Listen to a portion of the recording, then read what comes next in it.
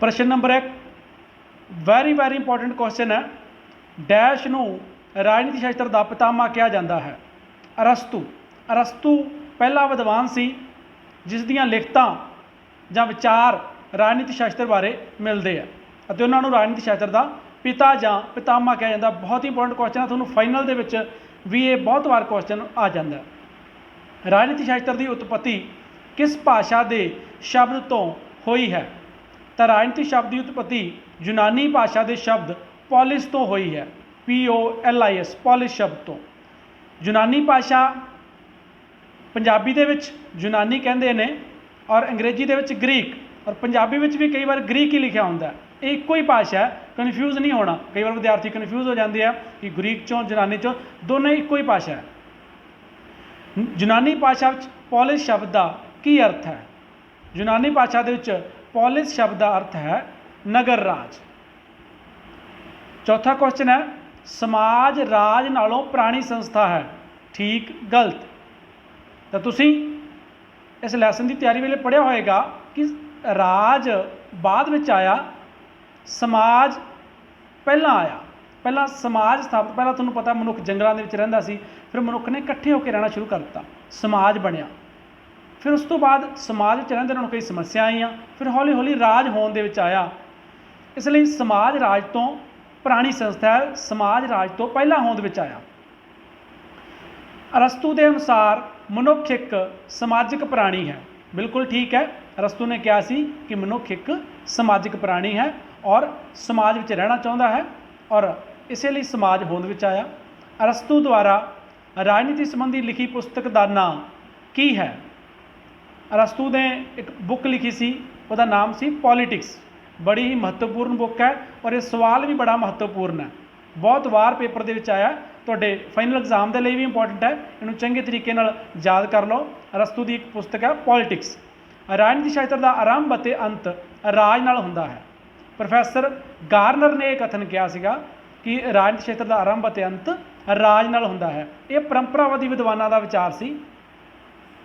परंपरावादी दृष्टिकोण अनुसार राजनीति शास्त्र विषय ते अध्ययन का खेत्र राज ते सरकार है। जिहड़े परंपरा असीं जो राजनीति शास्त्र विषय का अध्ययन करते हैं तो उन्होंने दो मुख खेत्रों के वंडते हैं, दो मुख भागों के वंडते हैं, परंपरावादी दृष्टिकोण, आधुनिक दृष्टिकोण। तो जिहड़े परंपरावादी विद्वान सी वो मानते सी कि राजनीति शास्त्र विषय जिहड़ा उहदे अध्ययन का मुख खेत्र की है राज ते सरकार। बिल्कुल ठीक है सवाल, ठीक गलत पूछा तो बिल्कुल ठीक है। परंपरावादी राज ते सरकार के अध्ययन तक ही सीमित सी। अगला क्वेश्चन फिर 9वां आधुनिक दृष्टिकोण अनुसार राजनीति शास्त्र विषय के अध्ययन का खेत्र राजनीतिक प्रणाली है। ये भी बिल्कुल ठीक है। यही दोनों जिहड़े परंपरावादी ते आधुनिक दृष्टिकोण दे विच अंतर है। परंपरावादी राजनीति शास्त्र विषय के अध्ययन का खेत्र मानते सी राज ते सरकार नूं, पर आधुनिक जिहड़े राजनीति शास्त्री है उन्हां दा मनना है कि जिहड़ा राजनीति शास्त्र विषय है वो सिर्फ राज ते सरकार तक ही सीमित नहीं, बल्कि उन्होंने एक नवी धारणा लैके आंदी राजनीतिक प्रणाली, जिहदे राज ते सरकार का अध्ययन भी है, उहदे नाल नाल ही मनुखी विहार का और गैर राजनीतिक तत्थां का अध्ययन भी इहदे विच शामिल है। ये भी बिल्कुल ठीक है। अगला प्रश्न है राजनीतिक विज्ञान का अध्ययन कदों अते कित्थों शुरू होया? 3000 साल पहला यूनान दे विच शुरू होया। राजनीति शास्त्र विषय दियां नवीं धारणावां दसो।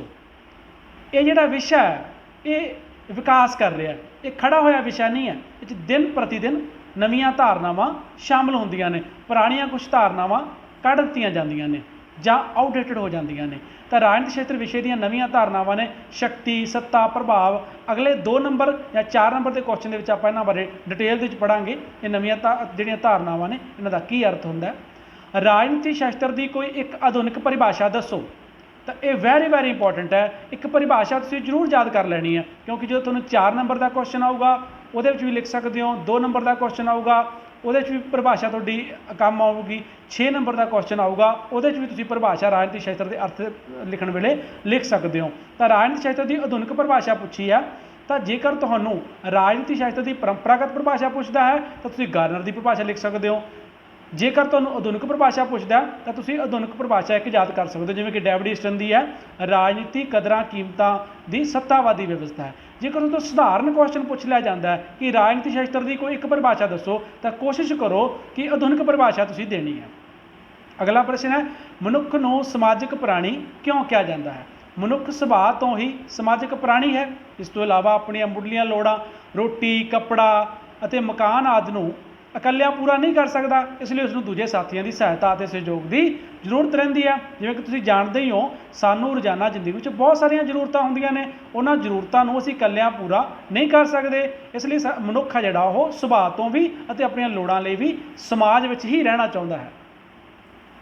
ਰਾਜਨੀਤੀ ਸ਼ਾਸਤਰ ਤੋਂ ਤੁਹਾਡਾ ਕੀ ਭਾਵ ਹੈ? ਇਹ ਜਿਹੜੇ ਆਪਾਂ ਕੁਐਸਚਨ ਕਰ ਰਹੇ ਹਾਂ, ਇਹ ਤੁਹਾਨੂੰ 2 ਨੰਬਰ ਜਾਂ 4 ਨੰਬਰ ਦੇ ਵਿੱਚ ਆ ਸਕਦੇ ਆ। ਰਾਜਨੀਤੀ ਸ਼ਾਸਤਰ ਤੋਂ ਤੁਹਾਡਾ ਕੀ ਭਾਵ ਹੈ? ਆਧੁਨਿਕ ਸਮੇਂ ਵਿੱਚ ਰਾਜ, ਸਰਕਾਰ ਅਤੇ ਰਾਜਨੀਤੀ ਨਾਲ ਸੰਬੰਧਿਤ ਸਾਰੀਆਂ ਸਮੱਸਿਆਵਾਂ ਅਤੇ ਗੈਰ ਰਾਜਨੀਤਿਕ ਤੱਤ ਜੋ ਕਿਸੇ ਵੀ ਤਰ੍ਹਾਂ ਰਾਜਨੀਤੀ ਨੂੰ ਪ੍ਰਭਾਵਿਤ ਕਰਦੇ ਹਨ ਦਾ ਅਧਿਐਨ ਕਰਨ ਵਾਲੇ ਵਿਸ਼ੇ ਨੂੰ ਰਾਜਨੀਤੀ ਵਿਗਿਆਨ ਕਿਹਾ ਜਾਂਦਾ ਹੈ। ਇਹ ਆਧੁਨਿਕ ਵਿਦਵਾਨਾਂ ਦਾ ਵਿਚਾਰ ਹੈ ਕਿ ਰਾਜਨੀਤੀ ਸ਼ਾਸਤਰ ਦੇ ਵਿੱਚ ਸਿਰਫ ਰਾਜ ਅਤੇ ਸਰਕਾਰ ਹੀ ਨਹੀਂ, ਉਹਦੇ ਨਾਲ ਨਾਲ ਹੋਰ ਰਾਜਨੀਤੀ ਸੰਬੰਧਿਤ ਜਿੰਨੀਆਂ ਵੀ ਸਮੱਸਿਆਵਾਂ ਹੈ ਜਾਂ ਹੋਰ ਗੈਰ ਰਾਜਨੀਤਿਕ ਤੱਤ ਜਿਹੜੇ ਕਿਸੇ ਨਾ ਕਿਸੇ ਤਰੀਕੇ ਨਾਲ, ਮਤਲਬ ਸਿੱਧੇ ਜਾਂ ਅਸਿੱਧੇ ਤਰੀਕੇ ਨਾਲ ਰਾਜਨੀਤੀ ਨੂੰ ਪ੍ਰਭਾਵਿਤ ਕਰਦੇ ਹਨ, ਉਹਨਾਂ ਦਾ ਅਧਿਐਨ ਕਰਨ ਵਾਲੇ ਵਿਸ਼ੇ ਨੂੰ ਰਾਜਨੀਤੀ ਵਿਗਿਆਨ ਕਿਹਾ ਜਾਂਦਾ ਹੈ। ਰਾਜਨੀਤੀ ਸ਼ਾਸਤਰ ਦਾ ਸ਼ਾਬਦਿਕ ਅਰਥ ਦੱਸੋ। ਵੈਰੀ ਇੰਪੋਰਟੈਂਟ ਕੁਐਸਚਨ, ਤੁਹਾਨੂੰ 2 ਨੰਬਰ 'ਚ ਵੀ ਆ ਸਕਦਾ ਹੈ, 4 ਨੰਬਰ 'ਚ ਵੀ ਆ ਸਕਦਾ ਹੈ। ਫਾਈਨਲ ਪੇਪਰ ਲਈ ਵੀ ਬਹੁਤ ਇੰਪੋਰਟੈਂਟ ਹੈ। ਰਾਜਨੀਤੀ ਸ਼ਬਦ ਅੰਗਰੇਜ਼ੀ ਦੇ ਪੋਲੀਟਿਕਸ ਸ਼ਬਦ ਦਾ ਪੰਜਾਬੀ ਅਨੁਵਾਦ ਹੈ। ਇਹ ਤਾਂ ਤੁਸੀਂ ਸਾਰੇ ਜਾਣਦੇ ਹੀ ਹੋ ਕਿ ਇੰਗਲਿਸ਼ 'ਚ ਅਸੀਂ ਇਹਨੂੰ ਪੋਲੀਟੀਕਲ ਸਾਇੰਸ ਕਹਿੰਦੇ ਹਾਂ, ਪੰਜਾਬੀ ਦੇ ਵਿੱਚ ਰਾਜਨੀਤੀ ਸ਼ਾਸਤਰ ਕਹਿੰਦੇ ਹਾਂ। ਜਿਹੜਾ ਪੋਲੀਟਿਕਸ ਸ਼ਬਦ ਹੈ, ਇਹ ਯੂਨਾਨੀ ਭਾਸ਼ਾ ਦੇ 2 ਸ਼ਬਦਾਂ ਤੋਂ ਮਿਲ ਕੇ ਬਣਿਆ ਹੈ, ਪੋਲਿਸ ਅਤੇ ਪੋਲੀਟਿਕੋਸ। ਯੂਨਾਨੀ ਭਾਸ਼ਾ 'ਚ ਪੋਲਿਸ ਦਾ ਅਰਥ ਹੈ ਨਗਰ ਰਾਜ, ਪੋਲੀਟਿਕੋਸ ਦਾ ਅਰਥ ਹੈ ਨਗਰ, ਨਾਗਰਿਕ ਅਤੇ ਨਾਗਰਿਕਤਾ ਸੰਬੰਧੀ। ਇਹਨਾਂ ਸ਼ਬਦਾਂ ਦੇ ਆਧਾਰ 'ਤੇ ਅਸੀਂ ਕਹਿ ਸਕਦੇ ਹਾਂ ਕਿ ਜਿਹੜਾ ਰਾਜ, ਨਾਗਰਿਕਾਂ ਅਤੇ ਨਾਗਰਿਕਤਾ ਨਾਲ ਸੰਬੰਧਿਤ ਸਮੱਸਿਆ ਦਾ ਅਧਿਐਨ ਕਰਨ ਵਾਲਾ ਜਿਹੜਾ ਵਿਸ਼ਾ ਹੈ, ਉਸ ਨੂੰ ਅਸੀਂ ਰਾਜਨੀਤੀ ਸ਼ਾਸਤਰ ਕਹਿੰਦੇ ਹਾਂ। ਜਿਹੜੇ ਇਹ ਪ੍ਰਸ਼ਨ ਹੈ, ਇਹ ਤੁਹਾਨੂੰ ਹੁਣ ਜਿਹੜਾ ਟੈਸਟ ਹੋ ਰਿਹਾ ਜੁਲਾਈ ਦਾ, ਉਹਦੇ ਵਿੱਚ 4 ਨੰਬਰ 'ਚ ਪੁੱਛੇ ਜਾ ਸਕਦੇ ਆ। ਮੈਂ ਚਾਹੇ ਇਹਦੇ ਜ਼ਿਆਦਾ ਪੁਆਇੰਟ ਕਰਾਏ ਆ, ਪਰ ਤੁਸੀਂ 4 ਪੁਆਇੰਟ ਲਿਖ ਦੇਣੇ ਆ, ਤਾਂ ਤੁਹਾਡਾ 4 ਨੰਬਰ ਦਾ ਕੁਐਸਚਨ ਜਿਹੜਾ ਉਹ ਕੰਪਲੀਟ ਹੋ ਜਾਏਗਾ। ਪਰ ਇਹ ਸਿਰਫ ਜਿਵੇਂ ਪੁਆਇੰਟ ਲਿਖੇ ਆ, ਇਸ ਤਰੀਕੇ ਨਾਲ ਸਿਰਫ ਪੁਆਇੰਟ ਹੀ ਨਹੀਂ ਲਿਖਣੇਗੇ, ਬਲਕਿ ਇਹਨਾਂ ਨੂੰ ਥੋੜ੍ਹਾ ਅੱਗੇ ਉਹਨਾਂ ਦਾ ਵਿਸਥਾਰ ਵੀ ਕਰਨਾ ਹੈ ਕਿ ਇਹਦਾ ਅਰਥ ਕੀ ਹੈ। ਤਾਂ ਪਹਿਲਾ ਕੁਐਸਚਨ ਹੈ, 16ਵਾਂ ਕੁਐਸਚਨ ਹੈ ਵੈਸੇ, ਤਾਂ ਰਾਜਨੀਤੀ ਸ਼ਾਸਤਰ ਵਿਸ਼ੇ ਦਾ ਖੇਤਰ ਦੱਸੋ। ਰਾਜਨੀਤੀ ਸ਼ਾਸਤਰ ਦੇ ਵਿੱਚ ਕਿਹੜੇ ਚੀਜ਼ਾਂ ਆ ਜਾਂਦੀਆਂ ਨੇ, ਇਹਦਾ ਖੇਤਰ ਕੀ ਹੈ, ਕਿਹੜੀ ਚੀਜ਼ਾਂ ਦਾ ਅਧਿਐਨ ਇਹਦੇ ਵਿੱਚ ਕੀਤਾ ਜਾਂਦਾ ਹੈ। ਤਾਂ ਸਭ ਤੋਂ ਪਹਿਲਾ ਪੁਆਇੰਟ ਹੈ ਰਾਜ ਦਾ ਅਧਿਐਨ। ਤਾਂ ਪਰੰਪਰਾਵਾਦੀ ਵਿਦਵਾਨ ਤਾਂ ਮੰਨਦੇ ਹੀ ਇਹ ਸੀ ਕਿ ਇਹ ਰਾਜ ਦਾ ਅਧਿਐਨ ਹੈ ਜਾਂ ਸਰਕਾਰ ਦਾ। ਰਾਜ ਦਾ ਅਧਿਐਨ, ਰਾਜ ਦੇ ਬਾਰੇ ਪੜ੍ਹਾਂਗੇ, ਰਾਜ ਦਾ ਪੁਰਾਤਨ ਰੂਪ ਕੀ ਸੀਗਾ, ਭੂਤਕਾਲ ਦੇ ਵਿੱਚ ਵਰਤਮਾਨ ਰੂਪ ਕੀ ਹੈ, ਭਵਿੱਖ ਦੇ ਵਿੱਚ ਰਾਜ ਕਿਹੋ ਜਿਹਾ ਹੋਵੇਗਾ ਜਾਂ ਕਿਹੋ ਜਿਹਾ ਹੋਣਾ ਚਾਹੀਦਾ ਹੈ। ਉਸ ਤੋਂ ਬਾਅਦ ਸਰਕਾਰ ਦਾ ਅਧਿਐਨ। ਸਰਕਾਰ ਦੇ ਅਧਿਐਨ ਦੇ ਵਿੱਚ ਸਰਕਾਰਾਂ ਦੇ ਕਈ ਰੂਪ ਹੁੰਦੇ ਆ, ਉਹਨਾਂ ਰੂਪਾਂ ਦਾ ਅਧਿਐਨ, ਕਿਹੜੀ ਸਰਕਾਰ ਚੰਗੀ ਹੈ, ਕਿਹੜੇ ਸਰਕਾਰਾਂ ਦੇ ਗੁਣ ਔਗਣ ਕਿਹੜੇ ਹਨ, ਕਿਸੇ ਖਾਸ ਖੇਤਰ ਦੇ ਵਿੱਚ ਕਿਹੜੀ ਸਰਕਾਰ ਹੋਣੀ ਚਾਹੀਦੀ ਹੈ। ਸਮੁਦਾਵਾਂ ਅਤੇ ਸੰਸਥਾਵਾਂ ਦਾ ਅਧਿਐਨ। ਬਹੁਤ ਸਾਰੀਆਂ ਸਮੁਦਾਵਾਂ ਅਤੇ ਬਹੁਤ ਸਾਰੀਆਂ ਸੰਸਥਾਵਾਂ ਰਾਜ ਦੇ ਵਿੱਚ ਕੰਮ ਕਰਦੀਆਂ ਹਨ, ਉਹਨਾਂ ਸਾਰੀਆਂ ਸੰਸਥਾਵਾਂ ਦਾ ਅਧਿਐਨ ਕਰਨਾ। ਰਾਜਨੀਤਿਕ ਵਿਚਾਰਧਾਰਾਵਾਂ ਦਾ ਅਧਿਐਨ। ਬਹੁਤ ਸਾਰੀਆਂ ਰਾਜਨੀਤਿਕ ਵਿਚਾਰਧਾਰਾਵਾਂ ਜਿਹੜੀਆਂ ਸਾਡੇ ਸਮਾਜ ਦੇ ਵਿੱਚ ਪ੍ਰਚਲਿਤ ਹੁੰਦੀਆਂ, ਉਹਨਾਂ ਸਾਰੀਆਂ ਵਿਚਾਰਧਾਰਾਵਾਂ ਦਾ ਅਧਿਐਨ ਕਰਨਾ, ਉਹਨਾਂ ਦੇ ਚੰਗੇ ਜਾਂ ਮਾੜੇ ਪੱਖਾਂ ਨੂੰ ਜਾਣਨਾ। ਉਸ ਤੋਂ ਬਾਅਦ ਅਗਲਾ ਪੁਆਇੰਟ ਹੈ ਸ਼ਕਤੀ, ਸੱਤਾ ਅਤੇ ਪ੍ਰਭਾਵ ਦਾ ਅਧਿਐਨ। ਇਹ ਆਪਾਂ ਪਿੱਛੇ ਵੀ ਗੱਲ ਕੀਤੀ ਸੀ ਕਿ ਨਵੀਆਂ ਵਿਚਾਰਧਾਰਾਵਾਂ ਨੇ ਆਧੁਨਿਕ ਰਾਜਨੀਤੀ ਦੇ ਵਿੱਚ ਆਈਆਂ ਨੇ, ਤਾਂ ਇਹਨਾਂ ਦਾ ਅਧਿਐਨ ਕਰਨਾ। ਸ਼ਕਤੀ ਕੀ ਹੈ, ਜਿਹੜਾ ਕਨਸੈਪਟ ਹੈ ਸੱਤਾ ਪ੍ਰਾਪਤ ਕਰਨ ਦਾ, ਉਹ ਸ਼ਕਤੀ ਪ੍ਰਾਪਤ ਕਰਨੀ ਹੈ। ਸੱਤਾ ਕਿਉਂ ਪ੍ਰਾਪਤ ਕਰਨੀ ਹੈ? ਕਿਉਂਕਿ ਸ਼ਕਤੀ ਚਾਹੀਦੀ ਹੈ। ਇਹਦੇ ਲਈ ਕੀ ਕਰਨਾ ਪਊਗਾ? ਦੂਸਰੇ ਲੋਕਾਂ ਨੂੰ ਪ੍ਰਭਾਵਿਤ ਕਰਨਾ ਪਊਗਾ। ਲੋਕ ਤੁਹਾਡੀ ਸ਼ਖਸੀਅਤ, ਤੁਹਾਡੇ ਸਿਧਾਂਤਾਂ, ਤੁਹਾਡੇ ਵਿਚਾਰਾਂ ਤੋਂ ਪ੍ਰਭਾਵਿਤ ਹੋ ਕੇ ਤੁਹਾਡੀ ਚੋਣ ਕਰਨ। ਇਸ ਲਈ ਇਹਨਾਂ ਨਵੇਂ ਕਨਸੈਪਟਾਂ ਦਾ ਜਿਹੜਾ ਅਧਿਐਨ ਕਰਨਾ ਵੀ ਇਸ ਵਿਸ਼ੇ ਦੇ ਖੇਤਰ ਦੇ ਵਿੱਚ ਸ਼ਾਮਲ ਹੈ। ਉਸ ਤੋਂ ਬਾਅਦ ਅੰਤਰਰਾਸ਼ਟਰੀ ਸੰਸਥਾਵਾਂ ਦਾ ਅਧਿਐਨ। ਆਧੁਨਿਕ ਯੁੱਗ ਦੇ ਵਿੱਚ ਕੋਈ ਵੀ ਦੇਸ਼ ਇਕੱਲਾ ਸਰਵਾਈਵ ਨਹੀਂ ਕਰ ਸਕਦਾ ਗਾ। ਸਾਨੂੰ ਆਪਣੀਆਂ ਨਿੱਤ ਦੀਆਂ ਜ਼ਰੂਰਤਾਂ ਦੇ ਲਈ ਬਾਕੀ ਦੇਸ਼ਾਂ 'ਤੇ ਨਿਰਭਰ ਹਾਂ ਅਸੀਂ, ਸਾਡਾ ਦੂਜੇ ਦੇਸ਼ਾਂ ਦੇ ਨਾਲ ਵਪਾਰ ਹੁੰਦਾ ਹੈ। ਤਾਂ ਇਸ ਲਈ ਬਾਕੀ ਦੇ ਜਿਹੜੀਆਂ ਸੰਸਥਾਵਾਂ ਨੇ, ਇਸ ਤੋਂ ਇਲਾਵਾ ਹੋਰ ਬਹੁਤ ਸਾਰੀਆਂ ਅੰਤਰਰਾਸ਼ਟਰੀ ਸੰਸਥਾਵਾਂ ਨੇ, ਜਿਵੇਂ ਵਰਲਡ ਹੈਲਥ ਆਰਗੇਨਾਈਜੇਸ਼ਨ ਹੈ, ਜਿਹਦੇ ਬਾਰੇ ਅੱਜ ਤੁਸੀਂ ਸੁਣਦੇ ਹੋ। ਮਹਾਂਮਾਰੀ ਦੇ ਦੌਰਾਨ ਦੇ ਵਿੱਚ ਵਰਲਡ ਹੈਲਥ ਆਰਗੇਨਾਈਜੇਸ਼ਨ ਦੀਆਂ ਤੁਸੀਂ ਗਾਈਡਲਾਈਨਸ ਪੜ੍ਹਦੇ ਹੋ, ਉਹਨਾਂ ਦੀ ਜਿਹੜੀ ਮੈਡੀਸਨ ਬਾਰੇ ਕੋਈ ਗੱਲਬਾਤ ਹੁੰਦੀ ਹੈ ਉਹ ਪੜ੍ਹਦੇ ਹੋ। इस बीमारी ਨੂੰ ਰੋਕਥਾਮ ਕਿਵੇਂ ਕਰਨੀ ਹੈ, ਤੁਸੀਂ WHO ਬਾਰੇ ਜਾਣੋ। ਉਸ ਤਰ੍ਹਾਂ ਹੋਰ ਬਹੁਤ ਸਾਰੀਆਂ ਸੰਸਥਾਵਾਂ ਨੇ ਅੰਤਰਰਾਸ਼ਟਰੀ ਲੈਵਲ ਦੀਆਂ ਜਿਹੜੀਆਂ ਕਿਸੇ ਨਾ ਕਿਸੇ ਤਰੀਕੇ ਨਾਲ ਬਾਕੀ ਦੇਸ਼ਾਂ, ਸਾਰੇ ਦੇਸ਼ਾਂ ਦੀ ਰਾਜਨੀਤੀ ਨੂੰ ਪ੍ਰਭਾਵਿਤ ਕਰਦੀਆਂ ਨੇ। ਉਹਨਾਂ ਸੰਸਥਾਵਾਂ ਦਾ ਅਧਿਐਨ ਵੀ ਇਸ ਵਿਸ਼ੇ ਦੇ ਖੇਤਰ ਦੇ ਵਿੱਚ ਸ਼ਾਮਿਲ ਹੁੰਦਾ ਹੈ। ਇਹਦੇ ਵਿੱਚੋਂ ਜੇਕਰ ਤੁਹਾਨੂੰ ਕੁਐਸਚਨ ਆਉਂਦਾ 4 ਨੰਬਰ ਦਾ, ਤੁਸੀਂ ਕੋਈ ਵੀ 4 ਪੁਆਇੰਟ ਲਿਖ ਕੇ ਉਹਨਾਂ ਦਾ ਵਿਸਥਾਰ ਕਰ ਸਕਦੇ ਹੋ। ਔਰ ਫਾਈਨਲ ਦੇ ਲਈ ਵੀ ਇਹ ਜਿਹੜਾ ਪ੍ਰਸ਼ਨ ਹੈ ਬਹੁਤ ਇੰਪੋਰਟੈਂਟ ਹੈ। ਉਹਦੇ ਵਿੱਚ ਤੁਸੀਂ 6 ਨੰਬਰ ਦੇ ਕੁਐਸਚਨ 'ਚ 6 ਪੁਆਇੰਟ ਲਿਖ ਕੇ ਕੰਪਲੀਟ ਕਰ ਸਕਦੇ ਹੋ। ਅਗਲਾ ਪ੍ਰਸ਼ਨ ਹੈ, ਰਾਜਨੀਤੀ ਵਿਗਿਆਨ ਦੀ ਉਪਯੋਗਤਾ ਜਾਂ ਮਹੱਤਵ ਦੱਸੋ। ਬਹੁਤ ਹੀ ਇੰਪੋਰਟੈਂਟ ਹੈ। ਰਾਜਨੀਤੀ ਸ਼ਾਸਤਰ ਦਾ ਵਿਦਿਆਰਥੀ ਹੋਣ ਦੇ ਨਾਤੇ ਤੁਹਾਨੂੰ ਸਾਰਿਆਂ ਨੂੰ ਪਤਾ ਹੋਣਾ ਚਾਹੀਦਾ ਹੈ ਕਿ ਰਾਜਨੀਤੀ ਵਿਗਿਆਨ ਵਿਸ਼ਾ ਹੈ, ਇਹਦਾ ਮਹੱਤਵ ਕੀ ਹੈ, ਇਹਦੀ ਉਪਯੋਗਤਾ ਕੀ ਹੈ, ਕਿਉਂ ਪੜ੍ਹਾਈ ਜਾਂਦੀ ਹੈ ਇਸ ਵਿਸ਼ੇ ਦੇ ਰੂਪ ਦੇ ਵਿੱਚ। ਰਾਜਨੀਤਿਕ ਜੀਵਨ ਅਤੇ ਰਾਜਨੀਤੀ ਦਾ ਗਿਆਨ। ਰਾਜਨੀਤੀ ਸਾਡੇ ਜੀਵਨ ਨੂੰ ਹਰ ਤਰੀਕੇ ਨਾਲ ਪ੍ਰਭਾਵਿਤ ਕਰਦੀ ਹੈ। ਅਸੀਂ ਰਾਜਨੀਤੀ ਵਿੱਚ ਰੁਚੀ ਰੱਖਦੇ ਹਾਂ ਜਾਂ ਨਹੀਂ ਰੱਖਦੇ ਹਾਂ, ਪਰ ਰਾਜਨੀਤੀ ਦੀ ਸਾਡੇ ਵਿੱਚ ਰੁਚੀ ਜ਼ਰੂਰ ਹੁੰਦੀ ਹੈ। ਰਾਜਨੇਤਾਵਾਂ ਦੁਆਰਾ ਬਣਾਈਆਂ ਨੀਤੀਆਂ ਦਾ ਸਾਡੇ ਜੀਵਨ ਦੇ ਉੱਤੇ ਬਹੁਤ ਪ੍ਰਭਾਵ ਪੈਂਦਾ ਹੈ। ਇਸ ਲਈ ਨਿੱਤ ਦਿਨ ਦੀ ਜ਼ਿੰਦਗੀ ਨੂੰ ਦੇ ਵਿੱਚ ਪੈਣ ਵਾਲੇ ਰਾਜਨੀਤੀ ਦੇ ਪ੍ਰਭਾਵਾਂ ਨੂੰ ਸਮਝਣਾ ਵਿਦਿਆਰਥੀ ਦੇ ਲਈ ਬਹੁਤ ਹੀ ਜ਼ਰੂਰੀ ਹੁੰਦਾ ਹੈ। ਨਾਗਰਿਕਾਂ ਦੇ ਅਧਿਕਾਰਾਂ ਅਤੇ ਕਰਤੱਵਾਂ ਦੀ ਜਾਣਕਾਰੀ। ਅਸੀਂ ਚੰਗਾ ਜੀਵਨ ਤਾਂ ਹੀ ਬਤੀਤ ਕਰ ਸਕਦੇ ਹਾਂ ਜੇਕਰ ਸਾਨੂੰ ਆਪਣੇ ਅਧਿਕਾਰਾਂ ਅਤੇ ਕਰਤੱਵਾਂ ਦੀ ਪੂਰੀ ਜਾਣਕਾਰੀ ਹੋਵੇਗੀ। ਇਸ ਲਈ ਇਸ ਵਿਸ਼ੇ ਤੋਂ ਸਾਨੂੰ ਅਧਿਕਾਰਾਂ ਅਤੇ ਕਰਤੱਵਾਂ ਦੀ ਜਾਣਕਾਰੀ ਮਿਲਦੀ ਹੈ। ਵੱਖ-ਵੱਖ ਪ੍ਰਣਾਲੀਆਂ ਬਾਰੇ ਗਿਆਨ। ਬਹੁਤ ਸਾਰੀਆਂ ਪ੍ਰਣਾਲੀਆਂ ਕਿਸੇ ਖੇਤਰ ਦੇ ਵਿੱਚ ਕੰਮ ਕਰਦੀਆਂ ਨੇ, ਉਹਨਾਂ ਸਾਰੀਆਂ ਪ੍ਰਣਾਲੀਆਂ ਬਾਰੇ ਗਿਆਨ ਹੋਣਾ ਵੀ ਬਹੁਤ ਹੀ ਜ਼ਰੂਰੀ ਹੈ। ਲੋਕਤੰਤਰ ਦੀ ਸਫਲਤਾ ਲਈ ਸਹਾਇਕ। ਇੱਕ ਚੰਗਾ ਲੋਕਤੰਤਰ ਤਾਂ ਹੀ ਸਥਾਪਿਤ ਹੋ ਸਕਦਾ ਹੈ ਜੇ ਉੱਥੋਂ ਦੇ ਨਾਗਰਿਕਾਂ ਨੂੰ ਉੱਥੋਂ ਦੀ ਰਾਜਨੀਤੀ ਬਾਰੇ, ਆਪਣੇ ਅਧਿਕਾਰਾਂ ਬਾਰੇ ਅਤੇ ਕਰਤੱਵਾਂ ਬਾਰੇ ਪੂਰੀ ਜਾਣਕਾਰੀ ਹੋਵੇਗੀ। ਔਰ ਰਾਜਨੀਤੀ ਸ਼ਾਸਤਰ ਦਾ ਵਿਸ਼ਾ ਆਪਣੇ ਨਾਗਰਿਕਾਂ ਨੂੰ ਲੋਕਤੰਤਰ ਬਾਰੇ ਜਾਣਕਾਰੀ ਦਿੰਦਾ ਹੈ। ਰਾਜਨੀਤਿਕ ਸਮੱਸਿਆਵਾਂ ਨੂੰ ਸਮਝਣ ਅਤੇ ਸੁਲਝਾਉਣ ਵਿੱਚ ਸਹਾਇਕ। ਲਗਭਗ ਸਾਰੇ ਹੀ ਦੇਸ਼ ਕਿਸੇ ਨਾ ਕਿਸੇ ਤਰ੍ਹਾਂ ਦੀ ਰਾਜਨੀਤਿਕ ਸਮੱਸਿਆਵਾਂ ਦਾ ਸਾਹਮਣਾ ਕਰ ਰਹੇ ਹਨ ਅਤੇ ਵਿਦਿਆਰਥੀਆਂ ਨੂੰ ਇਹਨਾਂ ਸਮੱਸਿਆਵਾਂ ਨੂੰ ਸਮਝਣਾ ਅਤੇ ਉਹਨਾਂ ਦੇ ਹੱਲ ਲਈ ਇੱਕ ਚੰਗੇ ਨਾਗਰਿਕ ਬਣਨਾ ਬਹੁਤ ਜ਼ਰੂਰੀ ਹੋ ਜਾਂਦਾ ਹੈ। ਤਾਂ ਇਹ ਕੁਐਸਚਨ ਜਿਹੜੇ ਹੈ ਇਹ ਬਹੁਤ ਹੀ ਇੰਪੋਰਟੈਂਟ ਹੈ ਤੁਹਾਡੇ ਫਾਈਨਲ ਐਗਜ਼ਾਮ ਦੇ ਲਈ ਵੀ। 6 ਨੰਬਰ ਦੇ ਲਈ ਵੀ ਤੁਸੀਂ ਇਹਦੀ ਤਿਆਰੀ ਕਰ ਸਕਦੇ ਹੋ ਔਰ ਹੁਣ ਵੀ ਤੁਹਾਨੂੰ 4 ਨੰਬਰ ਦੇ ਵਿੱਚ ਇਹ ਕੁਐਸਚਨ ਪੁੱਛਿਆ ਜਾ ਸਕਦਾ ਹੈ। ਇਸ ਤੋਂ ਬਾਅਦ ਅਗਲਾ ਲੈਸਨ ਜਿਹਦੇ ਵਿੱਚੋਂ ਤੁਹਾਨੂੰ ਪ੍ਰਸ਼ਨ ਪੁੱਛੇ ਜਾਣਗੇ ਜੁਲਾਈ ਟੈਸਟ ਦੇ ਵਿੱਚ, ਉਹ ਹੈ ਰਾਜਨੀਤੀ ਵਿਗਿਆਨ ਦੇ ਦੂਜੇ ਸਮਾਜਿਕ ਸ਼ਾਸਤਰਾਂ ਨਾਲ ਸੰਬੰਧ।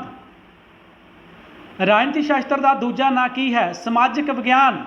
ਅਸਲ ਦੇ ਵਿੱਚ ਇਹ ਸਮਾਜਿਕ ਵਿਗਿਆਨ ਹੈ।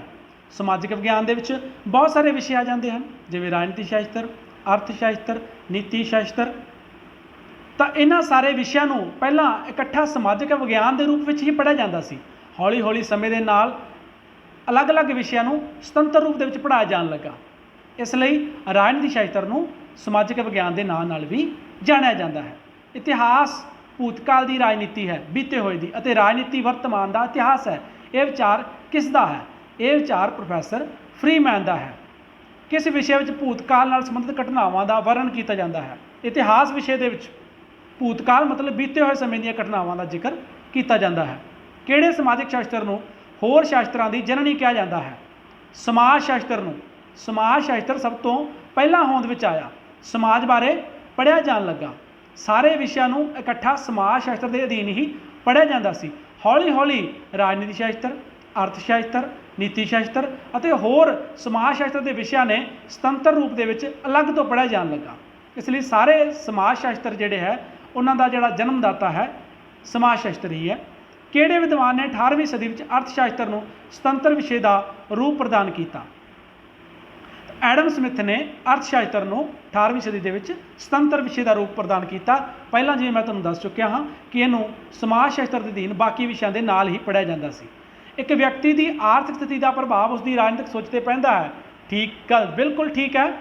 ਆਰਥਿਕਤਾ ਬਹੁਤ ਹੱਦ ਤੱਕ ਪ੍ਰਭਾਵਿਤ ਕਰਦੀ ਹੈ ਤੁਹਾਡੀ ਰਾਜਨੀਤਿਕ ਕਿਰਿਆਸ਼ੀਲਤਾ ਨੂੰ।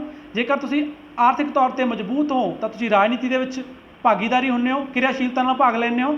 ਜੇਕਰ ਤੁਹਾਡੀ ਆਰਥਿਕ ਸਥਿਤੀ ਚੰਗੀ ਨਹੀਂ ਹੈ ਤਾਂ ਤੁਸੀਂ ਉਸ ਤਰੀਕੇ ਨਾਲ ਕਿਰਿਆਸ਼ੀਲਤਾ ਨਾਲ ਭਾਗ ਨਹੀਂ ਲੈ ਸਕਦੇਗੇ। ਇਤਿਹਾਸ ਨੂੰ ਰਾਜਨੀਤੀ ਸ਼ਾਸਤਰ ਦੀ ਪ੍ਰਯੋਗਸ਼ਾਲਾ ਕਿਉਂ ਕਿਹਾ ਜਾਂਦਾ ਹੈ? ਇਤਿਹਾਸ ਦੇ ਅਧਿਐਨ ਰਾਹੀਂ ਹੀ ਰਾਜਨੀਤੀ ਸ਼ਾਸਤਰ ਦੇ ਸਿਧਾਂਤਾਂ ਨੂੰ ਵਿਹਾਰਕ ਰੂਪ ਵਿੱਚ ਸਮਝਿਆ ਜਾਂਦਾ ਹੈ। ਕਿਸੇ ਸਮੇਂ ਦੇ ਉੱਤੇ ਕਿਸ ਤਰ੍ਹਾਂ ਦੀ ਰਾਜਨੀਤਿਕ ਸਿਧਾਂਤ ਲਾਗੂ ਸਨ ਔਰ ਉਹਨਾਂ ਦਾ ਉਸ ਸਮੇਂ ਦੇ ਸਮਾਜ ਦੇ ਉੱਤੇ ਕੀ ਪ੍ਰਭਾਵ ਪਿਆ। ਜੇਕਰ ਇਸ ਚੀਜ਼ ਨੂੰ ਵਿਹਾਰਕ ਰੂਪ ਵਿੱਚ ਸਮਝਣਾ ਹੈ ਤਾਂ ਸਾਨੂੰ ਰਾਜਨੀਤੀ ਨੂੰ ਪੜ੍ਹਨਾ ਬਹੁਤ ਹੀ ਜ਼ਰੂਰੀ ਹੋ ਜਾਂਦਾ ਹੈ। ਰਾਜਨੀਤੀ ਸ਼ਾਸਤਰ ਦੀ ਇਤਿਹਾਸ ਨੂੰ ਕੀ ਦੇਣ ਹੈ? ਰਾਜਨੀਤਿਕ ਘਟਨਾਵਾਂ ਹੀ ਇਤਿਹਾਸ ਦਾ ਨਿਰਮਾਣ ਕਰਦੀਆਂ ਹਨ। ਰਾਜਨੀਤਿਕ ਘਟਨਾਵਾਂ ਜਿਹੜੀਆਂ ਅੱਜ ਦੀਆਂ ਰਾਜਨੀਤਿਕ ਘਟਨਾਵਾਂ ਨੇ ਉਹ ਕੱਲ੍ਹ ਦਾ ਇਤਿਹਾਸ ਬਣਨਗੀਆਂ। ਰਾਜਨੀਤੀ ਸ਼ਾਸਤਰ ਅਤੇ ਇਤਿਹਾਸ ਵਿੱਚ ਅੰਤਰ ਲਿਖੋ। ਇਤਿਹਾਸ ਵਰਣਨਾਤਮਕ ਹੈ ਅਤੇ ਵਾਸਤਵਿਕ ਹੈ, ਪਰੰਤੂ ਰਾਜਨੀਤਿਕ ਵਿਗਿਆਨ ਵਿਚਾਰਸ਼ੀਲ ਵਿਸ਼ਾ ਹੈ। ਇਤਿਹਾਸ ਵਰਣਨਾਤਮਕ ਹੈ, ਮਤਲਬ ਬੀਤੀਆਂ ਹੋਈਆਂ ਘਟਨਾਵਾਂ ਦਾ ਵਰਣਨ ਕੀਤਾ ਜਾਂਦਾ ਹੈ। ਜਿਹੜਾ ਰਾਜਨੀਤੀ ਵਿਗਿਆਨ ਹੈ ਉਹਦੇ ਵਿੱਚ ਕੀ ਹੈ ਅਤੇ ਕੀ ਹੋਣਾ ਚਾਹੀਦਾ ਹੈ, ਕਿਸ ਤਰੀਕੇ ਨਾਲ ਹੋਣਾ ਚਾਹੀਦਾ ਹੈ, ਇਸ ਚੀਜ਼ ਦਾ ਵੀ ਅਧਿਐਨ ਕੀਤਾ ਜਾਂਦਾ ਹੈ। ਇਤਿਹਾਸ ਕੇਵਲ ਭੂਤਕਾਲ ਨਾਲ ਸੰਬੰਧਿਤ ਹੈ ਅਤੇ ਰਾਜਨੀਤੀ ਵਿਗਿਆਨ ਭੂਤ, ਵਰਤਮਾਨ ਅਤੇ ਭਵਿੱਖ ਨਾਲ ਸੰਬੰਧਿਤ ਹੈ।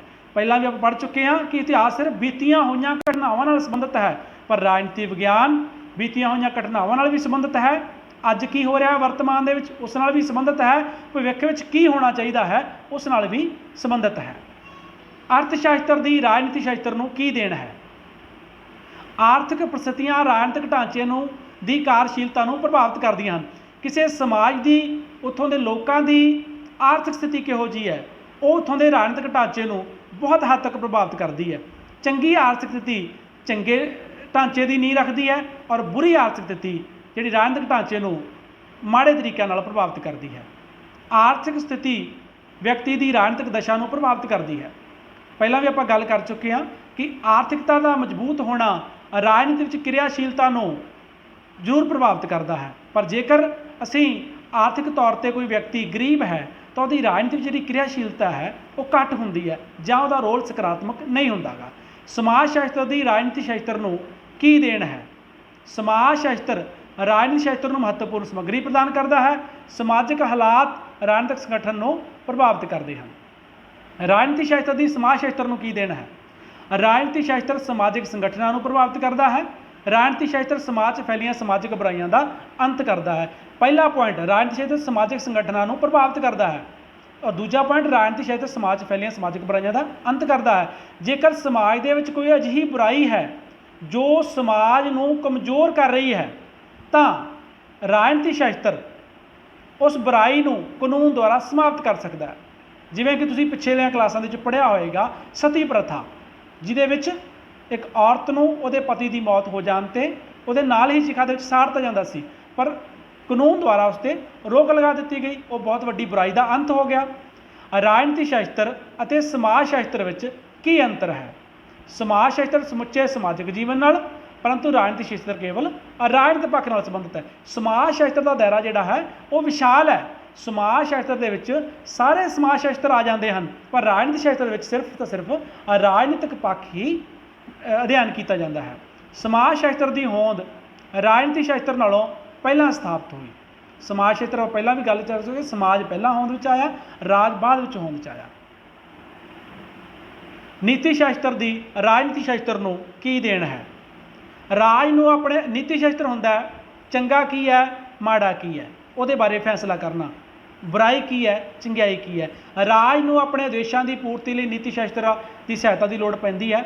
ਸਮਾਜ ਦੇ ਨੈਤਿਕ ਬੱਧ ਰਾਜ ਦੇ ਕਾਨੂੰਨ ਨੂੰ ਪ੍ਰਭਾਵਿਤ ਕਰਦੇ ਹਨ। ਰਾਜਨੀਤੀ ਸ਼ਾਸਤਰ ਨੂੰ ਕਿਹੜਾ ਵਿਗਿਆਨ ਮੰਨਿਆ ਜਾਂਦਾ ਹੈ? ਰਾਜਨੀਤੀ ਸ਼ਾਸਤਰ ਇੱਕ ਸਮਾਜਿਕ ਵਿਗਿਆਨ ਹੈ ਜਿਹੜਾ ਸਮਾਜ ਵਿੱਚ ਰਾਜਨੀਤੀ ਨਾਲ ਸੰਬੰਧਿਤ ਸੰਸਥਾਵਾਂ ਦਾ ਅਧਿਐਨ ਕਰਦਾ ਹੈ। ਤੀਸਰਾ ਲੈਸਨ ਹੈ ਭਾਰਤੀ ਸੰਵਿਧਾਨ ਦੀ ਪ੍ਰਸਤਾਵਨਾ। ਪ੍ਰਸਤਾਵਨਾ ਜਿਹੜੀ ਸੰਵਿਧਾਨ ਤੋਂ ਪਹਿਲਾਂ ਐਡ ਕੀਤੀ ਜਾਂਦੀ ਹੈ, ਜਿਹੜੀ ਸੰਵਿਧਾਨ ਤੋਂ ਬਿਲਕੁਲ ਪਹਿਲਾਂ ਹੁੰਦੀ ਹੈ। ਤਾਂ ਭਾਰਤੀ ਸੰਵਿਧਾਨ ਦੀ ਪ੍ਰਸਤਾਵਨਾ ਕਿਸ ਦੇਸ਼ ਤੋਂ ਲਈ ਗਈ? ਸੰਯੁਕਤ ਰਾਜ ਅਮਰੀਕਾ ਤੋਂ। ਵੈਸੇ ਜੇਕਰ ਗੱਲ ਕਰੀਏ ਸਿਧਾਂਤਕ ਤੌਰ 'ਤੇ ਇਹ ਸੰਯੁਕਤ ਰਾਜ ਅਮਰੀਕਾ ਤੋਂ ਲਈ ਗਈ, ਔਰ ਸੰਯੁਕਤ ਰਾਜ ਅਮਰੀਕਾ ਪਹਿਲਾ ਦੇਸ਼ ਸੀ ਜਿਹਨੇ ਆਪਣੇ ਸੰਵਿਧਾਨ ਦੇ ਵਿੱਚ ਪ੍ਰਸਤਾਵਨਾ ਨੂੰ ਜਿਹੜਾ ਸ਼ਾਮਲ ਕੀਤਾ ਸੀ। ਉਸ ਤੋਂ ਬਾਅਦ ਜਿੰਨੇ ਵੀ ਲਗਭਗ ਦੇਸ਼ਾਂ ਨੇ ਆਪਣਾ ਸੰਵਿਧਾਨ ਦਾ ਨਿਰਮਾਣ ਕੀਤਾ ਉਹਨਾਂ ਨੇ ਪ੍ਰਸਤਾਵਨਾ ਨੂੰ ਸ਼ਾਮਲ ਕੀਤਾ।